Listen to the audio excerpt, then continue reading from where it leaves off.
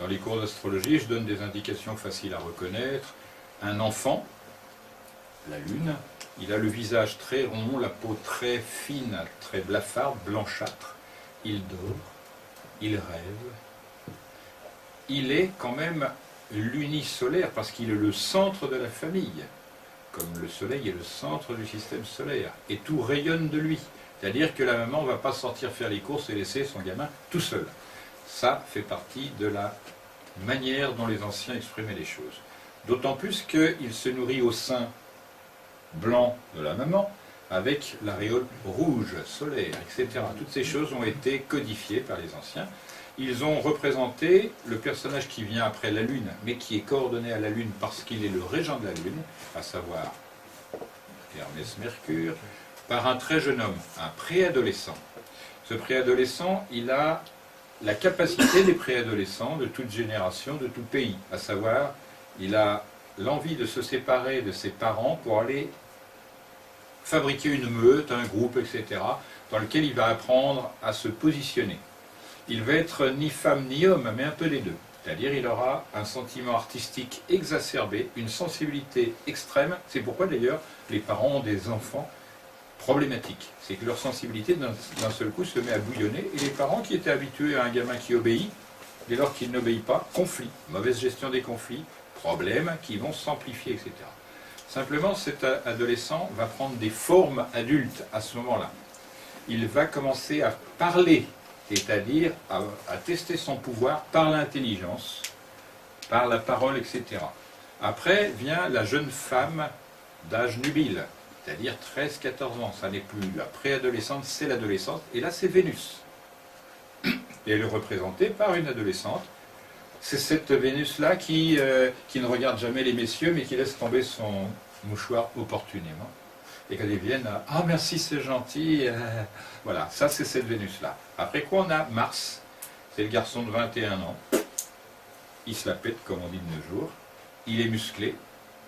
Parce qu'il représente la dynamique de la volonté. Pas la volonté seule, qui est une chose spirituelle, mais la dynamique de la volonté. Quelqu'un qui se muscle, il apprend à être volontaire sans avoir à y penser. Il n'a pas à se dire il faut que je sois, il faut que je sois. Il le fait, ça vient tout seul. C'est la nature qui fait le travail. J'ai coutume de dire, comme mon grand-père me l'a enseigné, un corps fort vous obéit, un corps faible, vous lui obéissez. Donc il faut sortir de ce dilemme et aller, en quelque sorte. C'est pourquoi je conseille à tous ceux qui ne veulent pas être avec de la... Non, d'aller faire des arts martiaux. Ils vont développer les 3 qualités utiles dans la vie, savoir souplesse, la jeunesse, équilibre, la santé de l'adulte, et, pour les vieux, l'endurance. Et ben voilà. Parce que dans les arts martiaux, il faut de l'endurance. Qui a pratiqué les arts martiaux là? 1, 2, 3, 4, 5, 6, 7, c'est bien, c'est bien. Vous savez, dans quel domaine? Judo? Kung Fu, bah c'est aussi bien. Si vous faites une rencontre réaliste de 3 minutes, ça va. 4e minute, très essoufflé. 5e minute, voilà, ça c'est une chose. Au karaté, c'est pareil. Quand on se prend un parpaing de côté, là, boum, eh bien il n'est pas sûr qu'on aille au terme, parce qu'il faut une résistance expérimentée, etc. Bon, toutes ces choses-là, simplement, c'est le martien. Il a 21 ans, il a la force physique et le courage de l'affrontement. Après, on se calme. Nous avons l'homme, le père de famille, c'est le jupitérien. C'est lui qu'on voit sur son trône, il trône sur sa famille, sur ses ambitions, pas beaucoup, mais comme le dit la mythologie, c'est un coureur de jupons, parce que vous avez dans la mythologie, il s'envoie en l'air avec qui? Avec Io, une génisse, avec Leda, un cygne, etc., etc. Il passe son temps à forniquer, le malheureux. On trouve ça dans la vie sociale. Les gens qui sont arrivés au sommet de leur ambition personnelle dans le monde social, ils ont une femme, des enfants, tout va bien, ils se débrouillent pour tromper leur femme, surtout s'ils sont chefs d'entreprise, etc.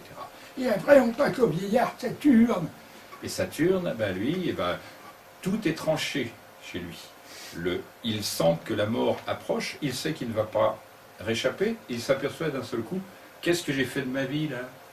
Les choses sérieuses, importantes. Mais c'est trop tard, cher ami.